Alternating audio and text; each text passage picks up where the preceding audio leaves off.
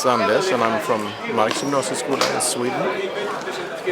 I think it's a wonderful experience and I know our students have enjoyed it very, very much. Being here in Padua, and they also enjoyed very much having Italian students visiting us in January this year. Hello, I'm Linda Fonander. I'm from Marks Gymnasieskola in Sweden. Okay, what do you think about the international exchange among schools of different countries? I think it is a very good experience for the students.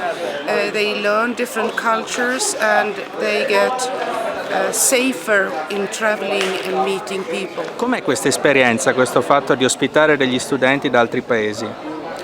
Per noi è stata un'esperienza sia dell'anno scorso che di quest'anno molto positiva. Devo dire che sono arrivati dei ragazzi anche molto educati, molto abituati, voglio dire, comunque al sociale, quindi non abbiamo avuto nessun tipo di problema.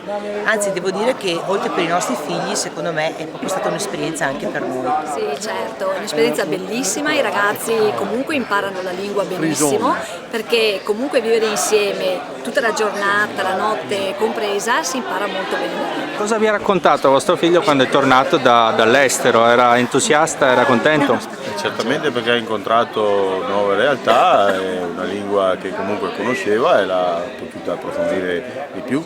Comunque non era mai stato in Svezia e ha avuto l'opportunità di andarci. Va bene, allora io sono Francesco, sono in quarta scientifico e siamo stati a Venezia con i ragazzi olandesi, svedesi, norvegesi, a loro è piaciuto molto, abbiamo fatto fare un bel giro della città e si sono divertiti, hanno un po' una cultura diversa dalla nostra, è andato molto bene, mi hanno coccolato, è una bella cittadina, si chiama Stenwick e la famiglia mi ha coccolato come se fosse un figlio. Non fanno semplicemente i turisti, ma trovano una modalità di confronto con delle famiglie, con la vita reale dei paesi. Infatti è stato un paese molto piccolo, di 25.000 abitanti, quindi neanche in una città di grandi dimensioni, e ha vissuto quella che è la realtà familiare, un po' la realtà scolastica e un po' la vita quotidiana di tutti i giorni di una famiglia olandese.